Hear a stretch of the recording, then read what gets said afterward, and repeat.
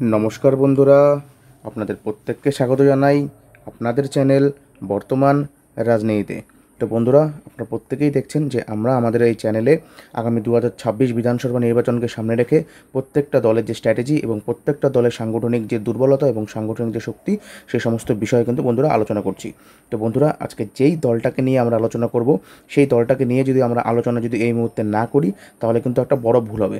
বন্ধুরা, আজকে আমরা আলোচনা করতে চলেছি ইন্ডিয়ান সেকুলার ফ্রন্ট, অর্থাৎ আপনারা জানেন যে আব্বাস সিদ্দিকী যেই দলটা 2021-এ স্থাপন করেছিল এবং যেই দলটার এখন একদম যোগ্য নেতৃত্ব দিচ্ছে নওশাদ সিদ্দিকী। আপনারা জানেন যে পশ্চিমবঙ্গের অত্যন্ত পরিচিত মুখ এখন নওশাদ সিদ্দিকী। নিশ্চিতভাবে দক্ষিণবঙ্গে তাদের শাখা সংগঠন বেশি, উত্তরবঙ্গে কিছুটা তাদের শাখা সংগঠন কম, প্রায় নেই বললেই চলে।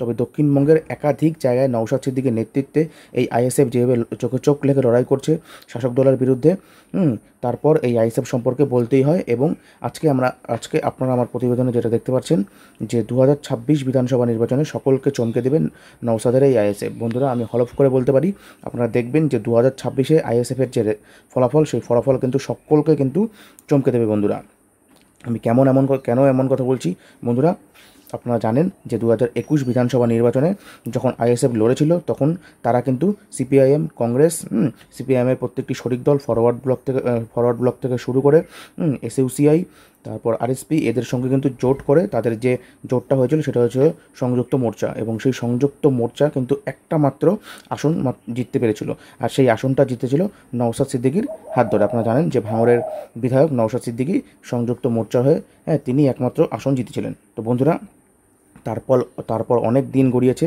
বামেদের মতো আন্দোলন করেছে, কংগ্রেসের মতো আন্দোলন করেছে, এবং আইএসএফও নিজেদের মতো আন্দোলন করেছে। এবং নিশ্চিতভাবে বর্তমান সময়ে কিন্তু অন্যান্য দলের মতো আইএসএফও কিন্তু তাদের দলকে যথেষ্ট কিন্তু বন্ধুরা শক্তিশালী করেছে, যার নেপথ্যে রয়েছে এই নওশাদ সিদ্দিকী। আপনারা সেটা সংখ্যালঘু ভাই বোন হোক কিংবা পশ্চিমবঙ্গের সাধারণ যে কোনো মানুষ হোক না কেন, আপনারা যদি প্রশ্ন করেন, আপনারা দেখতে পারবেন যে নওশাদের গ্রহণযোগ্যতা কিন্তু দিন দিন কিন্তু বাড়ছে।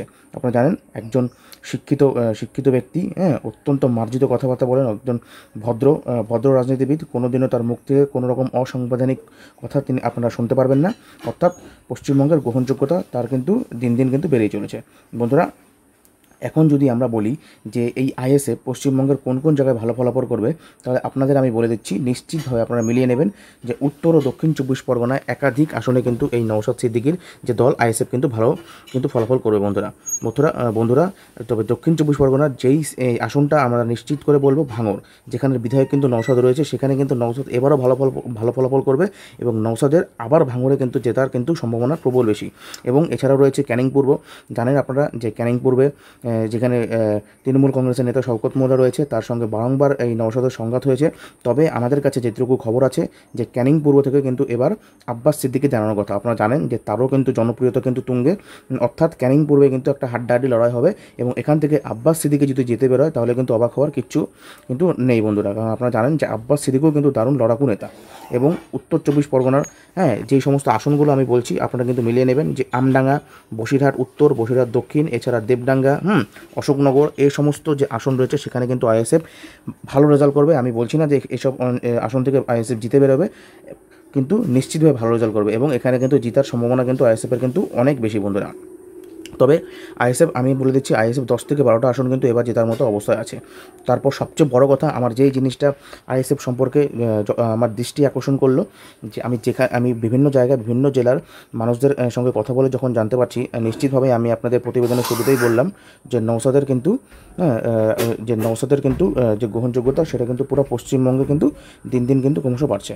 এই নওশাদ সিদ্দিকী, আপনারা দেখবেন, আমি বিভিন্ন জেলায় যেখানে মানুষের সঙ্গে কথা বলেছি সেখানে কিন্তু বলেছে যে নওশাদকে কিন্তু সকলে চিনে। অর্থাৎ উত্তরবঙ্গের আমি বেশ কিছু জায়গায় কথা বললাম যেখানে আইএসএফের কোনো শাখা সংগঠন নেই, সেখানেও কিন্তু নওশাদ সিদ্দিকী কিন্তু প্রত্যেকে চেনে এবং সংখ্যালঘুরা বিশেষ করে কিন্তু নওশাদ সিদ্দিকী কিন্তু চায়। আপনারা দেখবেন যে এই সময় দাঁড়িয়ে এই সংখ্যালঘুদের কিন্তু একটা মুখ হয়ে উঠছে কিন্তু এই নওশাদ সিদ্দিকী বন্ধুরা, যা কিন্তু নিশ্চিতভাবে শাসক দলে কিন্তু ঘুম কাড়বে। কারণ আপনারা জানেন যে শাসক দলের যদি ক্ষমতা টিকে থাকতে হয়, তাহলে কিন্তু সংখ্যালঘু ভোটের কিন্তু একটা প্রয়োজন, এবং যেটাতে কিন্তু গা বসাচ্ছে কিন্তু এই নওশাদ সিদ্দিকী। বন্ধুরা, আপনারা কিন্তু আপনাদের মতামত কমেন্ট সেকশনে আমাকে অবশ্যই জানাবেন এবং আপনাদের সকলের কাছে একটা অনুরোধ, আমাদের এই চ্যানেলটিকে আপনারা সাবস্ক্রাইব করে আমাদের পাশে থাকবেন। ধন্যবাদ বন্ধুরা।